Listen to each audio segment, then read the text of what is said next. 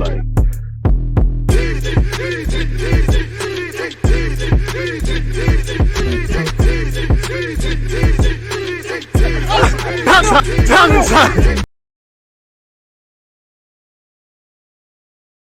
Bet you lot were wondering where I was, people. I'm here. Green screen's not exactly aligned, but it's Monday morning. Who's ever got anything perfect on a Monday morning? It's not perfect, but I have the most perfect fan base that a content creator, YouTuber, Twitch streamer could ask for. As usual, people. Good morning, people. Deluded. I'm back again. I hope everyone's doing well and safe. Good morning to those of you like myself over here in the United Kingdom or Britain.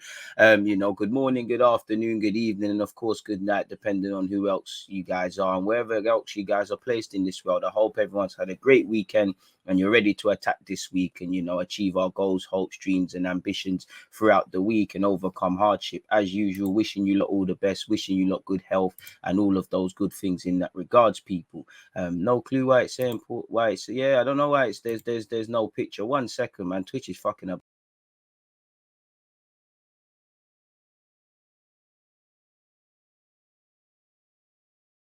I don't know what the fuck that was all about. Someone tell me if I'm here, man. I don't know what's going on. The camera's not off. Nothing's off. Twitch, whether it's Twitch or StreamYard, it keeps doing this whenever I try to stream on Twitch exclusive. So yeah, apologies for that. Big up, Forever Spurs, that's a subjective name, but big up yourself, my guy, nonetheless, man. I appreciate everybody locked in. I guess everybody's taking Monday morning off, or everyone's moving slow. Obviously, this week is a jam-packed week of content, people. Obviously, we've got Champions League streams tomorrow and Wednesday. I think the Zenit St. Petersburg Chelsea game I'm going to stream on Twitch. Other than that, it's going to be a YouTube affair. Obviously, today is Everton versus Arsenal, my team, where, we'll be in action. So I hope you will join me from 7 p.m. over there on YouTube as well. So yeah, man, there's going to be a lot of live watch-alongs, trying to see what I can do in relation to collabs. One love to Mo, big up the Twitch gang. You lot were here yesterday. We had Mo trying to get some more collabs, actually trying to find some Southampton YouTubers as well going into the week. So yeah, jam-packed content, jam-packed. It's a big week. It's always a big week. As usual, I hope everyone's doing well and safe. I know obviously where Arsenal are concerned, it's a must-win today, considering Spurs have taken their points. United, it took them to the end really, but they got over the line against Crystal Palace. West Ham, another great performance against Chelsea. So all the big boys, well, I can't say big boys and Spurs, Forever Spurs. I'm just trying to get you awake this morning, man.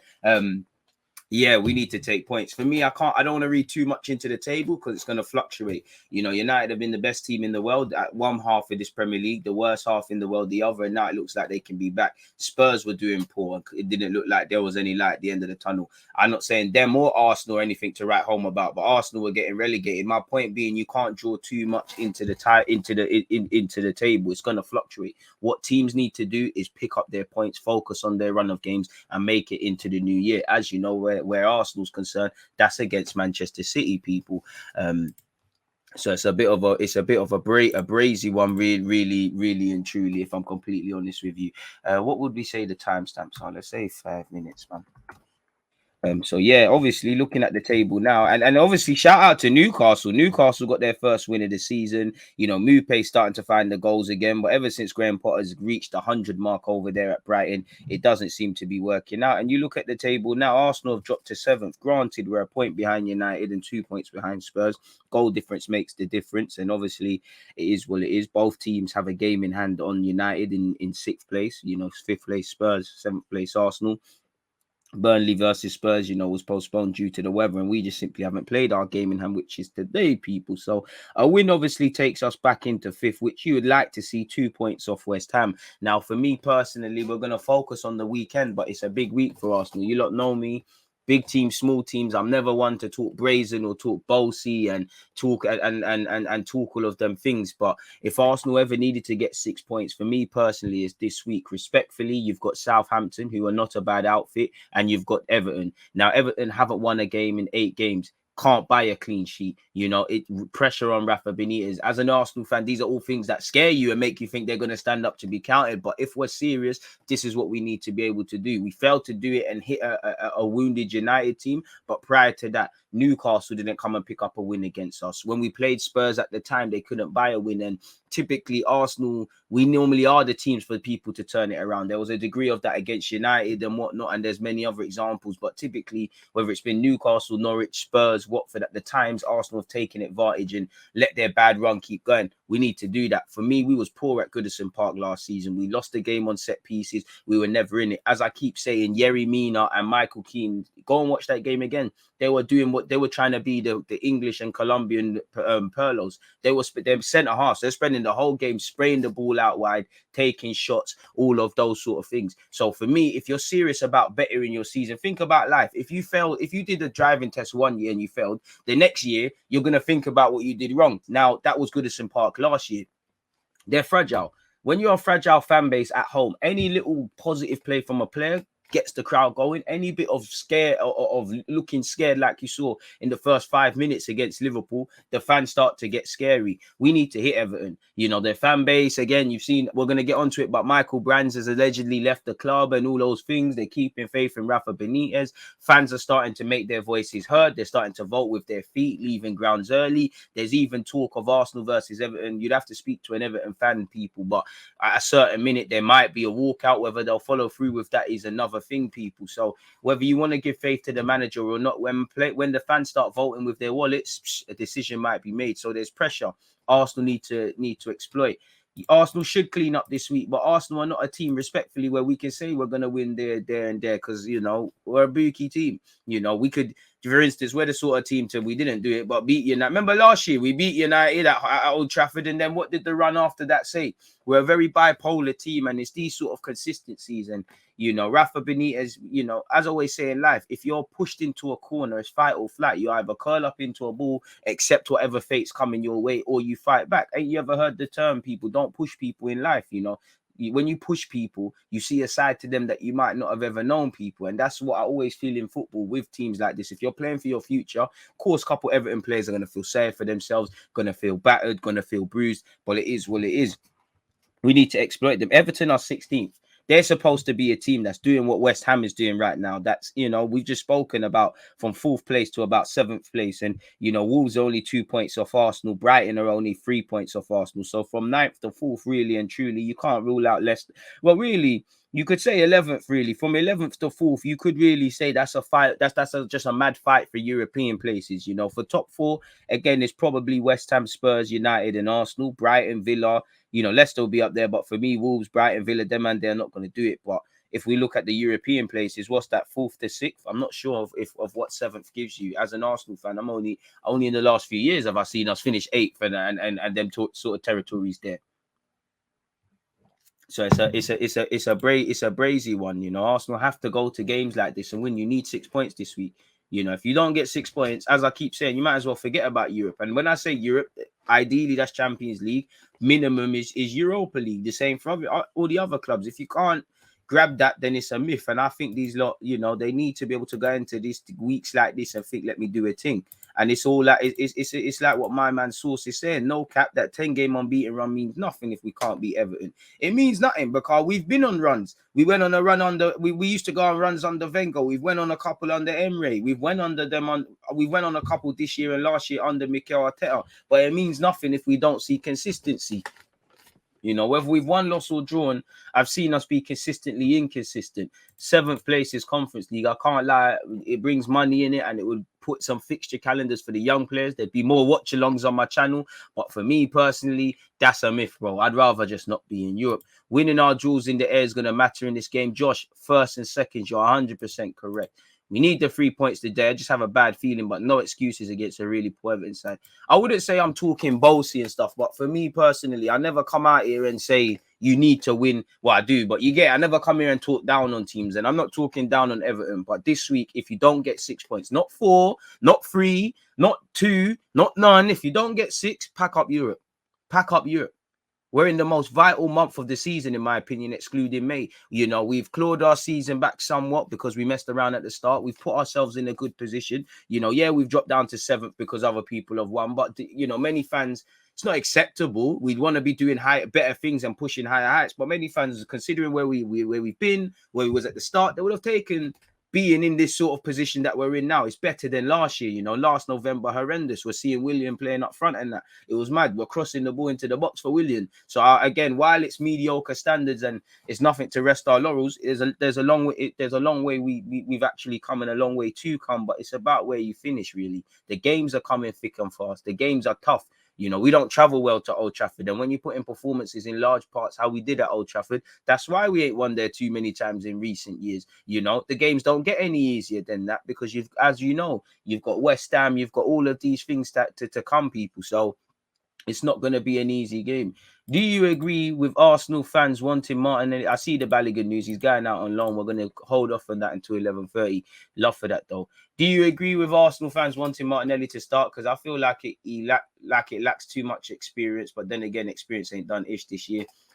Whether you're young or not, I want the best players to play. I want the players who are in form. And I think, you know, again, Martinelli didn't take his chance against Leeds. I don't think it was harsh, but I don't think him, Balogun, Pepe, none of these guys took their chances at the start of the season. Yes, the team was a mess, but if you play well in a team that looks like a mess, like we saw when Saka was coming through, you get your chances. In recent weeks, you know, the goal against Newcastle off the bench, you know, just the impressive performance against Manchester United. I feel Martinelli should start. I feel Martinelli, he's been a bit of a forgotten man, clearly. I feel we can talk about Martinelli's technical ability and all of these things until we're blue in the face. But one thing I like about Martinelli, his mentality is infectious, especially away from home. I'm not necessarily talking about the pressing. He's positive. There's belief. You see him geeing up senior teammates. He's got that, you know, he was doing that really before Saka and Smith Rowe. You know, them man's thing is more exaggerated because they've done it at higher levels for longer, but you get the point. And I just feel young or old, end of the day, our squad age is relevant because we need experience and we definitely need our experienced players to step up. But it's irrelevant because we've got an average age of 23. This is what Arsenal are, in it. So this is what has to be done. If you've been training well, if you've been playing well, I think you should play. And for me, as much as it's about Arsenal and the context and ramifications of winning, losing and drawing, for Martinelli, you've been starved of football. You feel you should play. You're frustrated. So when you, like with Tavares, with excluding the mistakes, when you've got an opportunity to play, you just want to play well. Give faith to your manager. Keep your spot. And I feel there's that. I've seen people start and not put in things. And I just think Martinelli gives you pressing. He gives you a bit of directness. Now, having had a night to sleep on it, I personally feel he's going to go Aubameyang, Saka if fit, and Lacazette. I don't think he's going to see what I would love to see if everybody's fit. Saka on the right, Smith Rowe in the 10. You know, Martinelli's earned that left wing spot for me, and then obviously I go with Lacazette through the middle because as we all know, Aubameyang's a better striker than Lacazette. Yeah, Lacazette's got more ability and general play, but strikers are paid to score goals, in it, you know, and we've shown that we can achieve things probably with Aubameyang. And Lacazette, but if Aubameyang was the sole man, we'd be probably all right if everything was decent. If Lacazette we wouldn't get 20 league goals. Respectfully, he hasn't done that. Closest is 15. However, when both players are not scoring, Aubameyang can't talk to Lacazette. Lacazette's got more to his game: pressing, dropping deep, linking up with, for me anyways, the two Haaland boys and the rest. Give credit to Aubameyang, who links up with Smith Rowe, but you know, if you're both not scoring goals and we as a team are struggling, I might as well bring in Martinelli and give it Lacazette. Now, for me, I think he's going to start Odegaard. I think he's going to start Aubameyang. I think he's going to retain faith in a lot of the individuals who started against United, where I don't think he's necessarily wrong. But for you, broski, I think Martinelli should start purely because, like you said, the experienced players aren't doing anything. And, you know, I just feel he should start, really. If we're always going to do that fast start thing we always do, we better be 2-0 up within the first 20. Exactly, but we only, as you know, we're very naive. Some of it is due to age, some of it is due to incompetence and just stupidity. You know, again, very naive in any Premier League game, much less at Old Trafford. At Old Trafford, that looks a bit rejuvenated with Oli going and Ralph coming in. You know, you're not going to over an hour. We, for 30 minutes, thought the job was done, and we've done that on occasion. You're not going to be able to just sit back and ride the highs and lows. You need to, you know, the ifs and buts are not facts. But if you score 2, 3, 4 when United looked nervous in that first 10, the game's flipped on its head. Ronaldo could score a brace. It's 4-2. Now, ifs, buts are not facts, but these are the sort of things. Put games to bed. You saw Chelsea. They didn't put the game to bed against West Ham when they had the opportunity, and they were made to pay for such people. Simple as that. Obviously, I'm going to be live at 11:30. I haven't on YouTube, people. I haven't set it up or anything, but just make sure you're aware of that. On that as well, make sure you're obviously here you're obviously on YouTube at 7 p.m. as well, people. Oh, that's actually not the video I meant to send you. Look, that's the That was from yesterday. If you want to watch that, I'm actually trying to send you a link to the watch along. Shame, big up the 5 people who've hit the like button. Can we at least get 10?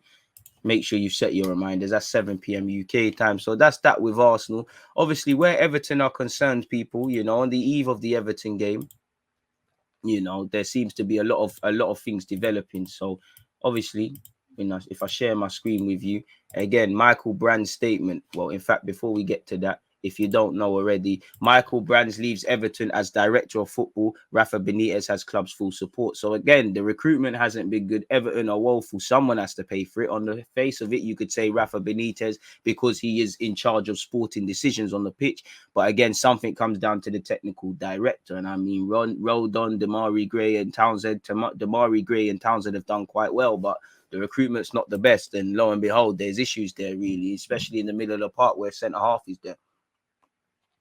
Apparently, he leaves his role ahead of Monday night's game against Arsenal. Apparently, he said, well, he's only been there for 3 years, really. Well, 2 years. Yeah, 3 years. Just shy of 3 years, if you want to be technical. Apparently, he said the board and I agreed that there is a clear difference in vision and direction of this beautiful club. The 59-year-old has left his job. Obviously, he's been director of PSV as well as here. Apparently, I'll read the club statement in a bit, but apparently he said on Friday, following a personal conversation with the chairman and my fellow board members, we agreed that I would step down from my post as director of football and as a member of the Everton Football Club board. This decision has taken some time and some consideration, and it was one of the most difficult I have faced in my career. The board and I agreed that there is a clear difference in the vision and the direction for this beautiful club, and with that in mind, the decision was taken. I want to thank everyone in the club who I've worked closely with over the last 3.5 years. There are a lot of talented people at Everton with huge passion and commitment to move the club forward, both on and off the pitch. I want to wish all of the squad every success, and I'm convinced that there's enough quality to improve the current situation quickly. It's been a massive honor. It's been an honor, for me to work at this fantastic club, and I wish everyone associated with Everton the very best for the future. As you know, Everton haven't won a game since September, people. They're 16th. They haven't won in 8 games. They've taken 2 points from a potential 24 and sit 5 points ahead of top of the relegation zone, people. And their games ain't getting any easier. They've got us, where our form's better than them, even though we're not perfect. Crystal Palace, who their form might be taking a bit of a dip. They're in a healthier situation as a club. Chelsea are one of the top 3 fighting for the league. So they're going to have to put up or shut up, or it's going to get long for Rafa Benitez, really and truly. And he, apparently, Everton manager to be given full support by club after Marcel Brands' departure, people. Everton say they will continue to give manager Rafa Benitez their full support following the departure of director of football Marcel Brands. As you know, we've already spoken about that. Their owner has already made things happen. Apparently, Brands has been criticised for his part in Everton's transfer policy, which has seen them spend 300 million. And what have they got? What have they got for 300 million? Every club's wasted peas. United, us, Spurs, everybody's wasted peas. Some less so than others. Even if you look at Liverpool, Naby Keita is only just starting to show his levels, really. Some are doing it more than others, but every Premier League team can be described as quite wasteful, and Everton the same. But at least with Liverpool, they can say, as I said, Naby Keita is showing it, and all their quality is showing. Ndombile's got talent there. Arsenal spent a lot of money, but we've seen a little bits of ones and twos, and the same goes elsewhere. Havertz, at the end of the day, he might not have justified 90-odd million or whatever, but he scored in the Champions League. For Everton, this is a club that spent 50 million on Sigurdsson. Let's be serious. Someone's got to pay. And obviously, furious supporters rounded him and Bill Kenwright at the end of Wednesday's defeat to Liverpool. And as I said, fans are starting to make their voices heard. So decisions are going to have to be made, people. And obviously, Brands has to take responsibility because they've brought in Marcel. It's not just him, but Marco Silva, Ancelotti, Benitez, and Everton have still they've not really kicked on and done what Leicester's done, doing what West Ham's doing. And they were kind of on that before these lot, if I'm honest with you. So he has to justify it. Apparently, Everton say they will undergo a strategic review of the football structure, which will inform the best model for the club to proceed with in the long term. The owners and director would like to thank Marcel for the service he has given to the club over the past 3.5 years, people. And, timing is everything in life. Is this the best timing? I'm not too sure, people. And you can see the official statement here, really and truly. He's thanked all the fans and all of that sort of jazz. So make of that what you will, people. That's where Everton are concerned. You know, it's a bit brazy. Timing is everything in life, but it is what it is. Marcel Brands keeps Everton director of football job. Let's extend that timestamp to 27:50. There's that. Big up you lot, people. Now, I guess with that being said, we can talk about the Premier League from a more general perspective. Obviously, we saw some tap-ins being missed. You know, Jota showed that he was human against Wolves. Origi made the difference. We've got Everton, Arsenal to come, and we'll speak about that tomorrow. Set your reminders, people. 10 a.m. on Twitch once again. As I said, you know, Mupé was a villain. You know, Newcastle won a game of football. You know, United again. While there's, you know, I think Ralph Rangnick can't change things overnight. I think their pressing looks better. Crucially, the coordination looks coordinated press. They're passing the ball a bit better. You know, Fred's had a fantastic week in many aspects. He scored a peach of a goal with his right peg against Palace. You know, unhappy performance against his former club, Man United, for Zaha. Man City, you know, Bernardo Silva and Salah, they look like it's a straight fight for the who wins Premier League Player of the Year so far. You know, and obviously only Grealish couldn't score. What else? It's just simple business where that's concerned. So obviously, let's look at some of the let's review the Premier League. Let me get the results in front of me. You know, Leeds and Brentford, that was a dramatic game where sadly, you know, Ivan Toney had to miss out, as you know, because it's just come out that he's obviously contracted COVID. So we're wishing him a speedy return. That's never nice. They drew 2-2 with Brentford. Obviously, you know, Brentford and Leeds drew 2-2. You know, Patrick Bamford scoring a late equalizer, and again, someone I don't really feel is a Premier League footballer. Fair play, you know, he's actually bagged in Tyler Roberts. Tyler Roberts got them off to a good run. Rafinha being Rafinha. As I said, Man United eventually, 77th minute, got over the line. There's still a lot of teething problems. They're not all the way there yet. But as I said, there was a more of a coordinated press, you know, and I think, you know, Ralph, it was good reasons as to why he said he's naming the same team that beat Arsenal, sorry. And I think his fullbacks are giving him a decision to make. You know, Delort and Tellez, they might not be any world beaters, but I think they fit the system perfectly. You know, Lindelof and Maguire also get starts, and Jaden's going from strength to strength. You know, wasn't really the Ronaldo goals and whatnot. You know, what a peach of a goal it was by Fred. But as I said, United got over the line. Oliver Skip Derby ended with Tottenham winning 3-0. What a goal that was from Lucas Moura. Son getting in on the act, and an unusual one in Davidson Sanchez, people. You know, for the first half, I think Norwich did okay. But other than that, you know, the quality of Spurs made the difference, people. You know, I'm sure you all saw Aston Villa versus Leicester. You know, again, keepers are very, very protected. Why Kasper Schmeichel, you know, has not had a goal chalked against him, I don't know. You know, Jacob Ramsey is very unfortunate not to be given a goal, really. I don't know what he's done to the keeper. Keepers are too protected. You know, Kasper Schmeichel has spilt it. It had VAR, it had everything, but Villa got over the line. And, you know, for Leicester and Brendan Rodgers, is it just me or they're conceding a ridiculous amount of goals on set pieces? For Aston Villa, you know, Gerrard, whether it's managerial bounce or whatever, but they're doing quite well. You know, they've got a good system. I think so far he knows when to make certain subs. And you look at when Buendia's entered the fray on a couple of occasions, they've done quite well. And on that topic, I'm sure Buendia actually ended his goal drought and things like that as well, people. He knows when to introduce and when to start and when to bench him.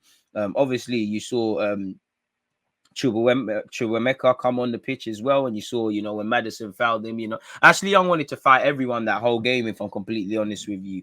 I don't know why Jamie Vardy was on the bench, but he was. You know, I can't believe Konza got a brace. You know what? You know, goals rarely come for him, and when they do, they come in twos. Newcastle won a 0-0 against Burnley, where that's a relegation derby. Callum Wilson struck 5 minutes before the end of the first half in the 40th minute, which ultimately led to them getting all 3 points. Origi made himself a hero as Liverpool eventually got over the line against Wolves at the Molineux. Again, how Jota missed that chance, I don't know. Southampton and Brighton drew 1-1. You know, Borja scored, and Borja just had a good game in general before Neil Mupé, who's been finding his goal scoring form in eight added on minutes, obviously bagged. So it was quite the week. And then obviously, you know, you've got West Ham against Chelsea. And I mean, Jorginho's been dropping some stinkers of recent. When I say stinkers, I mean he's been doing some suspect stuff, really and truly. Against United, he was losing the ball quite cheaply. And again, it's typified with that mistake. He's got that in his game. You know, I feel for I can't even remember which goal, but whichever one it was that led to the penalty, led to West Ham's penalty ultimately. I feel Mendy's in the wrong because he should have just put his foot through it. And I feel Mendy's got Chelsea in general have them, as good as Thiago Silva is, they have that little brain fart where there's a bit of a clangor defensively, but it's not really picked up on. I feel the penalty incident, Jorginho shouldn't be playing nonchalant passes. And, you know, first things first, Mendy should be putting his foot through it. So it all depends. If Mendy puts his foot through it, it's not a penalty. But if Jorginho doesn't play a nonchalant pass, it's not a penalty. Either one, you know, I think I personally blame Jorginho more because, you know, prevention is better than cure. If he's not nonchalant, it doesn't happen. Mendy needs to put his foot through it. The second one, I mean, well, Musawaki's winner, Mendy should be on his line, but you know, it's random goalkeeping positioning. It's a random cross/goal. I mean, you're not going to see that too many times. But, you know, these are the things with Chelsea. Again, it's not sustainable to have all your defenders scoring. They ultimately didn't kill the game. But rather than criticize Chelsea, I want to praise West Ham. West Ham never stop believing. They give respect to their teams where they can. You know, they can't play Chelsea off the park. So they'll let them play where they can. They'll try and, you know, they'll respect them, have to do their defending, but they'll try and break. You know, Antonio came alive in the second half. Bowen couldn't be stopped, you know. Positive substitutions. I feel you look at that game, you know, David Moyes thought there was something in it, you know. He switched it up. He removed 3 at the back and he went for the game towards the end. And obviously, you know, a sub had to come on due to injury, but he scored. And it's a mentality thing. And, you know, when I look at Arsenal, it makes me feel if West Ham can compete, why can't Arsenal? And obviously, I'm not a person who says that. I think there's many reasons. West Ham have a more street smart team than us. You know, their players have been around the block. They've got a more street smart manager. But then, like I said, the basic mechanics of life is to compete. As I said, they can't pass Chelsea off the pitch. So there was elements where they would try to be brave in possession and obviously scored goals and believed in themselves, but they doubled down on what they could and made it difficult for opposition's people. So again, when I see stuff like that and just a competitive nature, I think there's no excuses, not just for Arsenal. When you look at Arsenal, Spurs, to a lesser degree, United, with you know, Ralph has come in. I keep calling him Hassan, Ralph Rangnick. You know, there's a lack of fight now. You have to engineer that. You know, that squad has been together for a minute, but at the same time, it hasn't. You know, really and truly, West Ham is a tough fixture for everyone except City. I mean, we do all right at West Ham away. Came back. I mean, and I mean, I'm playing, but I think David Moyes deserves his plaudits. You know, he knows when to keep people out. You know, he started Lanzini. Surely Bowen's got to be in with an England shout. Again, if I was looking at people with an England shout, I think Callum Hudson-Odoi's got a shout. I think Loftus-Cheek. I wouldn't say, when I'm saying shout, I don't mean like, yo, undoubtedly you have to be in there. I just think, you know, Hudson-Odoi's played well, deserves a call-up if the call-ups were tomorrow. I think Sancho's played his way back into that. I hope Loftus-Cheek has done a thing there. Pause.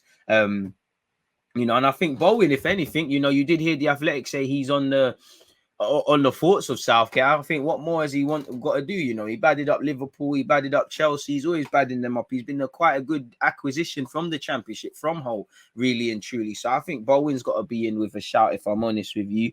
Thiago Silva was quality in the game and he saved the shot off the line shortly after scoring. But yeah, yo, softest cheeks, you're moving beaky, my guy.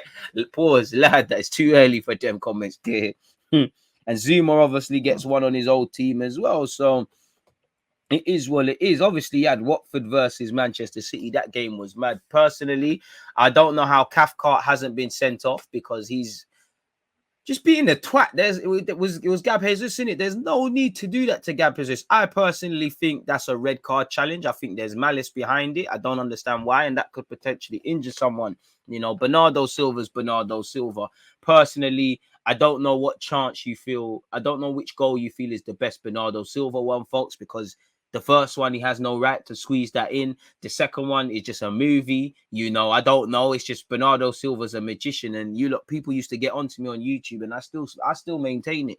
You know, to get to that level, you've got to want it. But I do think he could be the best player in the Premier League. And I do think he could be a top 5, top 10, if he isn't already Premier footballer in world football historically. you know, for a few years, if he wants it, if he wants to go to that level. People used to kill me for saying that. I don't say that often, but this is a player I wanted from when I was watching him for Portugal's under-21s and things like that. And to see him go from strength to strength, and the more refreshing thing about Bernardo Silva wasn't actually his performance, don't get me wrong. It's how he spoke about the ramifications for winning and, you know, Man City's goals for the season. It's just, I know Arsenal, looking at my team, I know Arsenal's completely different, but you get the vibe that, you know, these guys know where they are in the table. They know the consequences for every goal they score, every goal they concede. I don't really see that with Arsenal players, with the way they kind of speak. When I hear a couple man like Ramsdale and whatnot, it is what it is. It'll be in general comment, but it'll be interesting to see how many people that Pep Guardiola's managed follow suit and become managers. Because, you know, you look at people with Ferguson, you know, Dwight York and Paul Ince weren't successful, but they tried to get into it. Steve Bruce is there. There's many other examples as well. You know, Wenger, there's a couple of managers. Henri Vieira's there. Not just management, people that have gone into coaching to a lesser degree. I imagine Cess is going to do it, and Wilshere's there now. You know, so Ferguson, Wenger, Jose's probably having a couple. You look at Pep Guardiola, what you've got, company there. I don't want to say Yaya Toure because I know he don't have the best relationships, but you've got Yaya Toure there. I don't know who, but I would imagine out of this current group, you know, Fernandinho, Gundogan, Kevin De Bruyne, Bernardo Silva, just the way a lot of these guys speak, I think a lot of them, a lot of them have done all right. I mean, Sir Alex Ferguson can't make managers. None of these guys can make managers. You know, like with his son, you can have Ferguson's last name. It's a myth. You know, it's just what I'm saying is the people that have played under these guys and become managers in their own right. You know, again, if company becomes a bad manager, it's not on him. You know, if you pass a test and you go on, you know, if you pass your GCSEs and you go on and get a job and you fail at it, is that your teacher's fault? He's giving you the tools, you've passed. So I'm not too sure if that's that really, you know. These guys are not tutors, really and truly. But as I was saying, that's what I'm keen to see, how many players or disciples of Pep Guardiola go on and follow him into management. But yeah, going on the Watford City game, what could you say? Raheem Sterling got them off to a good start. Phil Foden was a joy to watch. Brace from Bernardo Silva. Big up you lot if you've got him in your fantasy league. You know, Gundogan was playing lovely football. You know, Grealish couldn't buy a goal. It was very much end-to-end stuff. You know, Chucho Hernandez, I feel he worked hard in the game, so I feel he deserved their goal. And that's the one thing you're probably looking at from a City perspective, in that you didn't walk away with a clean sheet, and that just makes it an L in that regards, people. A big L. Well, when I say big L, you know, Pep Guardiola wants perfection, and he's genuinely the sort of man that's going to focus on such people. So it is what it is. On the topic of that, people, apparently the investment arm of the San Francisco 49ers has a deal in place to buy Leeds United for a total price in excess of 400 million. Apparently, it's understood that an option exists for 100% control of Leeds to pass to the 49ers enterprises by January 2024, including ownership of the club's Ellen Road Stadium. Apparently, Leeds, whose market value has rocketed since Italian businessman Redizzani bought them for 45 million in 2017. So imagine, from 45 million to 400 million. Imagine the profit. Have been majorly owned by Rezzini for 4.5 seasons, but 49 Enterprises, a fund controlled by the NFL franchise, is set to secure a full buyout within the next 2 years. Apparently, Rezzini sold an initial 10% of Leeds to the 49 Enterprises in 2018, and that minority shareholding has risen to 44%, with the most recent increase of 7% coming last month, people. Sources have apparently told The Athletic that the deal could be worth as much as 475 million. The overall cost of acquiring 100% of the shares include the money already paid for the 49 Enterprises' existing stake, leaving a sum of more than 200 million to pay. Ridiculous. You know, I don't want to be that, because I do think it has undertones, but many people might get scared of potential more American investment within the English game. Speaking of the English game, as you know, Hassan Hutu was very critical of Alex McCarthy in the build up to the equaliser Brighton scored in his injury, and his injury seems to be a very serious. McCarthy and Fraser Foster seem to be out. You look at Ben Foster, he's injured through playing midfield for #United, and if I was Watford, I'd clip the guy's contract, because he seems to be taking the piss all the time. But speaking of goalies, Southampton are set to sign Willy Caballero on a short-term deal. As you know, the former Manchester City and Chelsea keeper has been without a club since the summer. Big up the 40-year-old. Apparently, he's been training with AFC Wimbledon to keep himself fit. And key figures at the club, Southampton have acted quickly to wrap up the deal, people.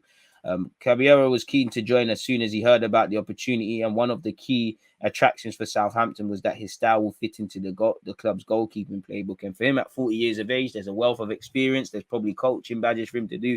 And ultimately, there's not too, unless you're Ronaldo who's going to, a 40-year-old Ronaldo, there's not too many clubs that are queuing up to give 40-year-olds deals. So big up Willy Caballero, and hopefully he can play his part against Southampton. And for me, obviously, Willy Caballero, please stink up the place on Saturday if you're gonna play really and truly. And for Arsenal, the next two games against Southampton and Everton, Everton can't buy a clean sheet. They can't buy a game. Press high, force errors, score goals. Simple as that. Win the game. Southampton take shots. You're at home. They got a new keeper. Willy Caballero is an ex-City and Chelsea boy. Get on to him. Take shots. You need 6 points. You've never had a better opportunity to grab 6 points, in my humble opinion. So that's that with the Premier League, with the exception of obviously Arsenal playing, where we'll cover them tomorrow. I'm sure you've all seen as well, people. Jesse March has left his role at Leipzig, and it was coming really and truly. I think he's a bit overrated. I'm not gonna lie to you. He's only lasted 5 months. Why I think he's overrated? I give him the luxury of, it's difficult for anyone to walk in it, because they sold their 2 centre halves. They sold Upamecano and Canute. If any team at any level, if you lose your spine, that's like Pep Guardiola. Imagine Pep Guardiola walking in at City and they randomly said, Diaz, Stones, Laporte, you're gone. Or where else? For Arsenal, we've got something with Gabriel and Ben White. It's gonna flip it all on its head, really and truly, innit? Or Liverpool, Matip and Van Dijk are not a thing. So I do sympathize with him there. I do think the teams needed some evolution, but at the same time, obviously Red Bull and Salzburg and all these teams, they got P's, but FFP means they have to live within their means, and they have to kind of copy the Dortmund strategy. And, they're way off the pace where it comes to the league table. Yes, Leipzig are fighting for the league, in the league that Bayern Munich playing or attempting to. I don't think the football's that attractive. I think considering they're meant to develop young talents, I haven't really seen that. Andre Silva's all right. I'd describe him as a bit of hit and miss. Is it Sully? I can't say his name, but that centre half, I did a video on him. They bought him from Salzburg. He's a good centre half, young French lad. He hasn't kicked on. They've spent money, and I might be looking at it a bit on a harsh thing, but at the end of the day, he knew where it was. It was assumed he speaks German. He's been an assistant at Gladbach. Forgive me if I'm wrong, that he would be, he fits into what they're doing. And, obviously a bit of, it's difficult to follow Nagelsmann in it, but he knew the role, innit? He knew what Leipzig's about. So he got sacked off his own back, really. And I think Jesse March is extremely overrated. But at the same time, I thought the same thing about Vinicius, and I need to do a video. I've always thought he was good, but I couldn't see the standout qualities. Now, when you watch Vinicius like you did for Real Madrid this season, there's a swagger to it. There's more belief. I'm sure he would admit he was shit as well. Benzema didn't even want to pass the ball to you, so them man must have thought he's shit. But Vinicius just looks different with it, man. Vinicius knows when to cut in, knows when to go outside, knows when to rattle, man. Dribbles well, scoring goals, making the difference. Vinicius is doing his best to, again, be part of that new generation with the Haalands, the Fatties, the Mbappes, all these guys that when Ronaldo and Messi call it a day, they're there. And what I want to say to Vinicius, you have to apologize. I'm one of your biggest fans now, Again, I'm loving the Brazilian rotundas that's going on all over. Vinicius is finding his level again. Marquinhos playing well. Thiago Silva doing his thing. Militao also playing well for Real Madrid. There's probably a couple of examples I've missed out. Rafinha badding it up for Leeds. I'm loving it.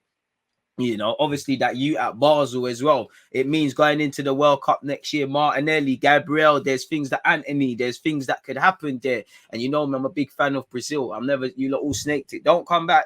You lot that thought you was Brazil fans in 2002, and then you went off to support Spain with the tiki-taka and Germany when they were doing their thing. Don't come back when Brazil's back, So Vinicius Jr., I have to say, sorry, man. I'm sorry for ever doubting you, innit? It's Vinicius Hive now. You're a serious guy. Like, you are a serious player.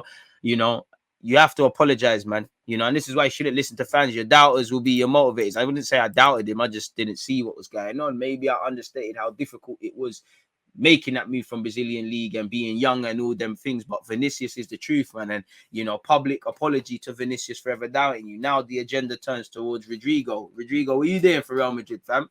What are you doing for the cause? It's one of them ones, really. So it is what it is where that's concerned, man. Vinicius is the truth. Vinicius is he's the truth.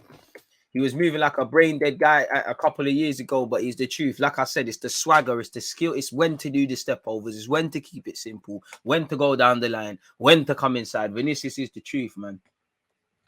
And he's scoring decisive goals. Vinicius got 3 out of the 4 Player of the Month awards and won the game versus Sociedad when Benzema got injured. Exactly. You know, Ancelotti improves players. He gives confidence. So when I see Ancelotti ain't got time for Hazard, that's car for me. And I think Ancelotti, if you're not prepared to work, which I'm not going to be harsh to Hazard, he's not on it, and there's no feelings with him. Unless you're James Rodriguez, Ancelotti ain't got time to really put his arm around these creative dons and do all of those sort of things, people. So yeah, Vinicius, I have to say a big, massive apology to you, people. With that being said, big up him. Should we, to close this off, should we look at some of the transfer news and transfer gossip that's going on in world football, people? Not that, oh, well, obviously the window is going to open in just under a month, so yeah, we're getting back to it, really and truly. Let's see what's going on with the transfers, man. Where's goal.com's live transfer live? Let's start here, people. I just see something about Ziyech, but before we press the back button, wait till our boy Bayer was back. And another one Ancelotti does well. Apparently, Arsenal to battle Newcastle for Rabiot. Reports. Well, in fact, we'll save this till later. But apparently, Arsenal again are looking at Rabiot, where it's probably nonsense. Leeds are looking into Barkley on loan. That would be a good deal, you know, if I was them. You know, Leeds, Everton should try to bring him back. Allegedly, Hazard is available for just 21 million. That's a mad thing. Should we click on that? Oh, what this? Oh, what this, dog? I don't know what this is, but yeah, apparently, you know, let's just type in Eden Hazard.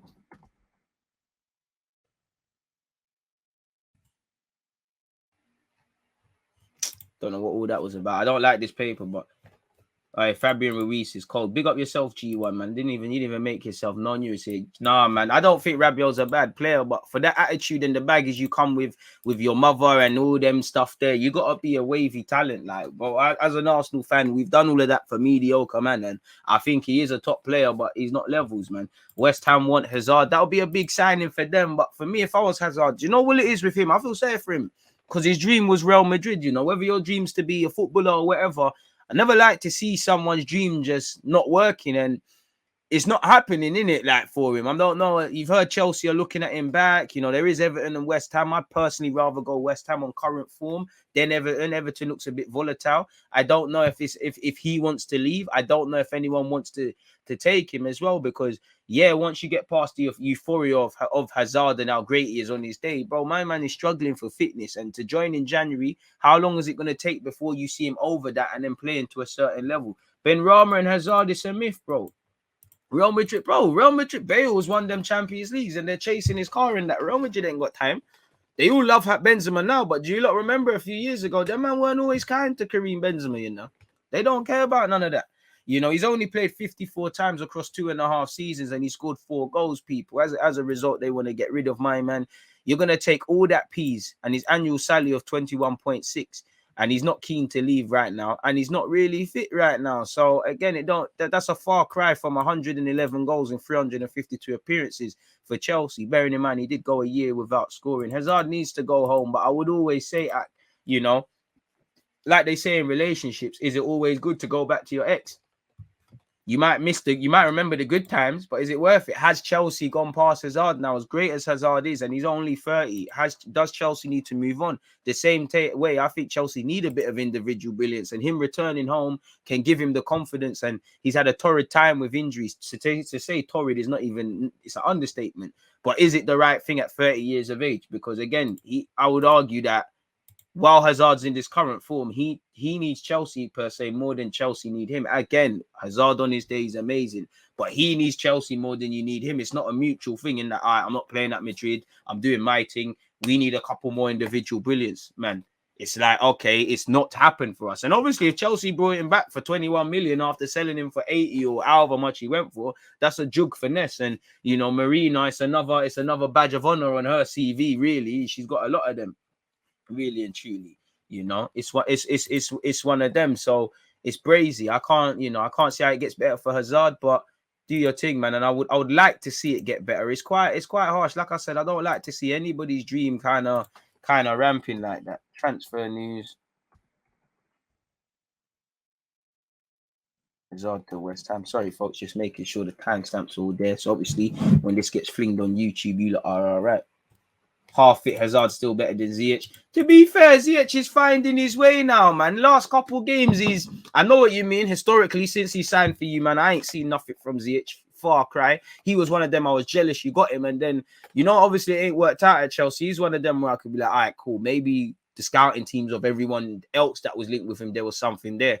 I do think there's been a little bit of improvement from Ziyech. And didn't he set up Mason Mount for that lovely finish yesterday? Well, I say yesterday, you know what I mean, in Saturday. Really, really and truly. He looks like a poor man's Mahrez. I just think Ziyech he's performing a bit better, but he just looks a bit lightweight, man. He don't look like, and it's not even a lightweight thing. He don't look like he's in the last few games against Juventus and the Premier he has, but he don't really look like he's down for the physical thing. And he looks like he's a bit of them guys that need an arm around them. They kind of need everything to be a certain way. You're not going to get that at Tuchel. And really, you're a good talent. You're not a great talent to be getting that. Really and truly. So sorry, on the topic of Ziyech, I think he did have something. He did have something to say, people. When you look at this here, just because we've been talking about Ziyech, people, Hakim Ziyech, and I know there's a couple of Chelsea supporters here. Make sure you're all here at 11:30. Well, on YouTube at 11:30 as well, folks. Apparently, Hakim Ziyech has revealed he would love possible January transfer window outcome. Let me see if they're like, because obviously the media twists up a man's words and that. Hakim Ziyech has fueled speculation of returning to Ajax after admitting he would love to return to the Eredivisie side. Let's scroll down and see exactly what is said, people. He said, I would love to return. I had a fantastic time there. It's a place where I felt home, and whether it will ever happen, the future will tell. But if it's up to me, it will definitely happen. That's a transfer not up to me. I leave that to them. I just try to enjoy every day now and do my thing. What the future brings, we'll see then. But like I said, I hope it happens one day. Whether it will happen is not up to me. Probably taking his stuff out of his context, taking his words out of context there. But that's what it's saying in Hakim Ziyech. We've spoken about Hazard, keeping up the Chelsea theme. Apparently, Barcelona are in advanced talks for Azpilicueta to return. I think that would be a great signing for them. I think he's been a great signing for Chelsea. I've seen him be a star left back, centre half in the back three, a right back. He's obviously chipped in with some vital goals. He's been very consistent. That's Azpilicueta, but his legs are gone. He can still be a leader and he can chip in at times, but they've got their three at the back now. Chalobah's found the role. They've been linked with Conde. Thiago Silva's probably signing a new deal. Obviously, Rudiger might leave. They've done whatever in it, but I just feel you can't get a look in the back three. He ain't got the legs to be playing on the wings anymore. As a wing back, I remember the game against Brentford where we did a watch along for Chelsea. Kante's having to overcompensate, and as a midfielder go out there because Azpilicueta ain't got that. I still think he's they're the sort of signings I'd rather Arsenal make than people like Lichtsteiner, really, if I'm honest with you. Barcelona, obviously, they've brought back Dani Alves. Xavi's there. It's a return to your homeland. To be fair, if I was Azpilicueta, I've won everything at Chelsea there is to offer. I've won two. I'm sure he might even have 3 European titles. I'm sure he was there when Rafa did it, but he's got the 2 Europa Leagues. He's got the Champions League. He's won the Prem. I could be wrong on the Prem. It feels like he was there. It feels like Chelsea have won quite a lot, unfortunately. He's won everything there is to offer. He's done his thing for his country. As a Spaniard, to say you played for Barcelona, Real Madrid, and especially at your age, you can't turn it down. So I would go if I was him, but I don't know if that's a thing. Newcastle, Leeds, and Everton are chasing Aaron Ramsey, and we just spoke about Hazard and big outlays. Ramsey's going to be that. Leeds are looking to sign him on loan. Adama Traore is eager to join Real Madrid. Can't blame him, Apparently, he could be available for 18 million. That's a far cry from the 70 they were trying to say. Zlatan Ibrahimovic, who was quite critical of Man United on charging him £1 after they went to a hotel. He wants to stay at AC Milan. He obviously offered himself back to PSG, and it wasn't necessary. He said the president didn't say no. Atletico are looking at Tagliafico. I don't really rate him. I don't know nothing about him. Mbappe has admitted that he cannot rule out extending his stay at PSG. Obviously, he's not going to come out and be honest.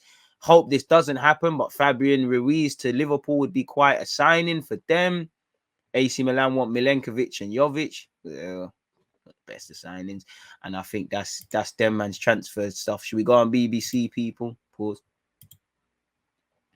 And Mbappe has refused to rule out things. Let me see what he said, people. He hasn't ruled out things. He said, I don't know. Today I have to take the time. It's not easy. Either way, I'll be playing for a big club. At first, I was disappointed, but well, I'm not in the third division. I'm in a team that wants to win the Champions League. I'm Parisian. I have my family. I feel good. I've always said I just want to discover something else. And he's admitted that the trio must improve. And obviously, PSG drew against Lens. You know, Pochettino, surely you're not going to be there long. And Poch, you know, if it's looking shaky at Arsenal, the United one might be gone. You know, can we make things happen now, really and truly? I think this was interesting by Messi off topic as well. He said, I don't like being a role model, people.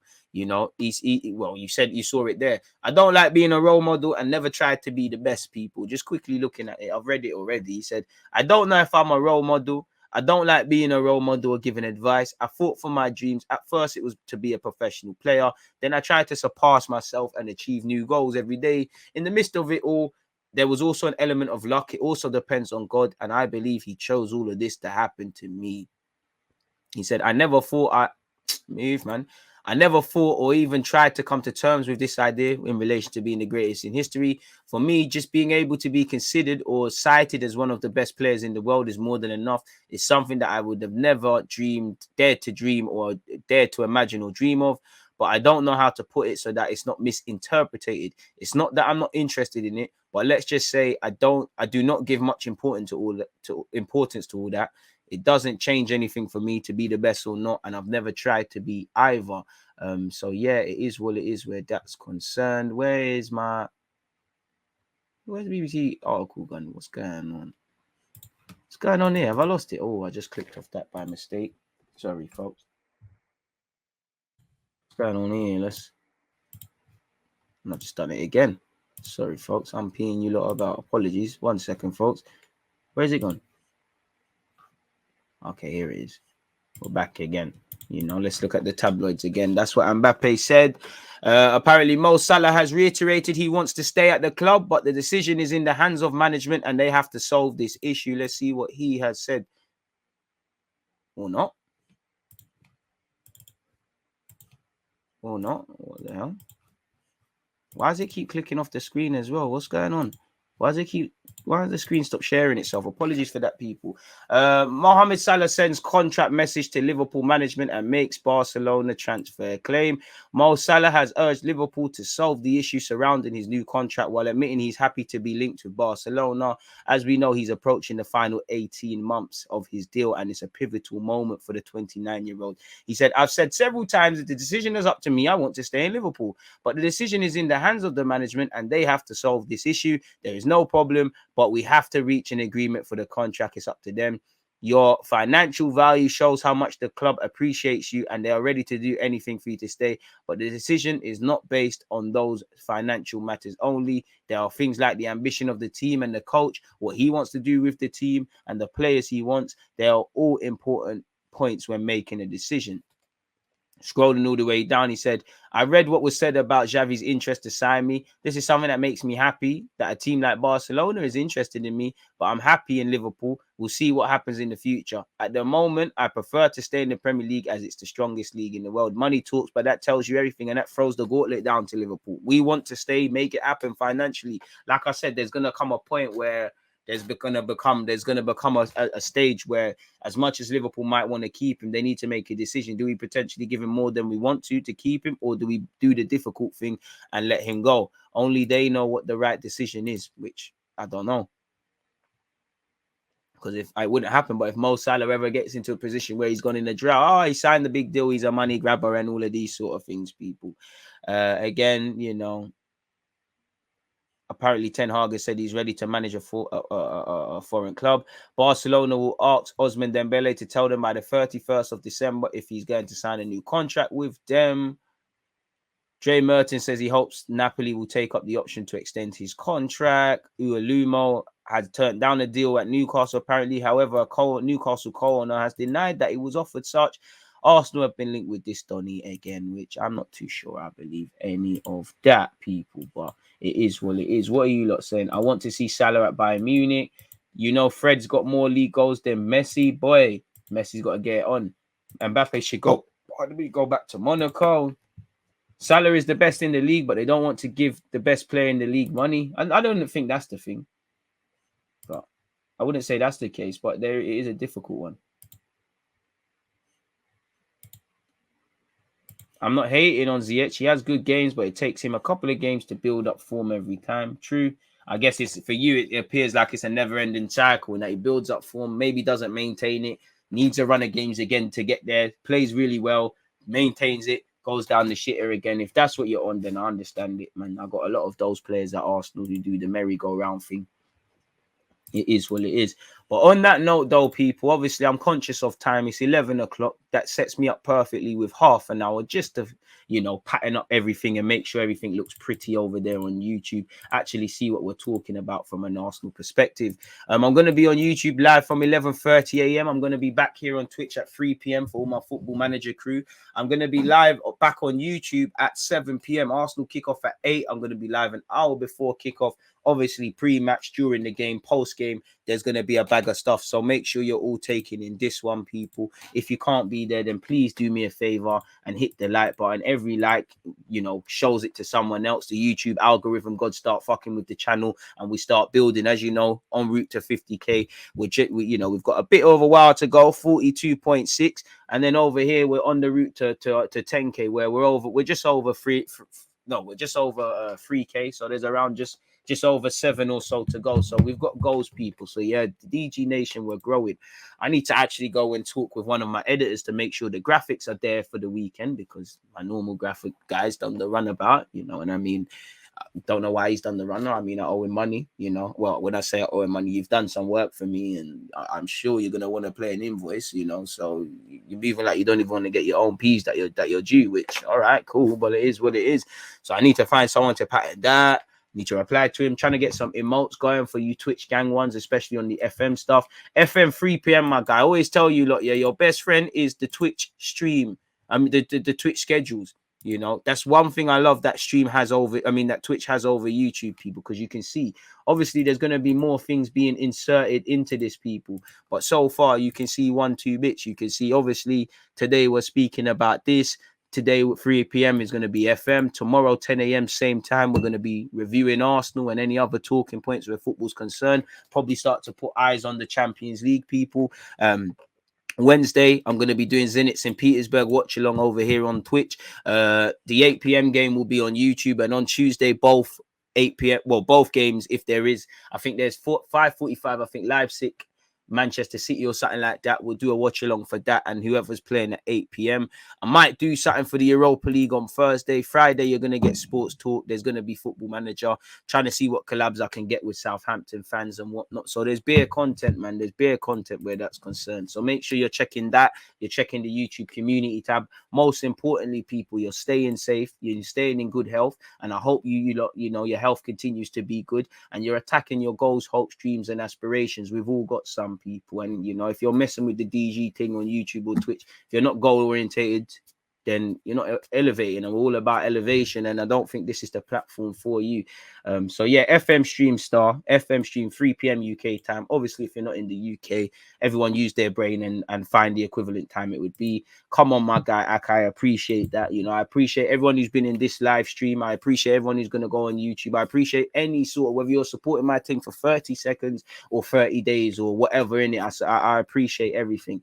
But let me let you lot go. We've all got places to be now, people. Let me go and set up the next one. It's been a pleasure this morning. One love to everybody who's been rocking. Back again at 10 a.m. on Twitch tomorrow for to review stuff. As I said, check out the schedules and make sure you're checking both platforms and you're following me on all my socials so you don't miss a beat. On that note, stay blessed. All them thing there. I'm out. Always just that active red light. I've been given like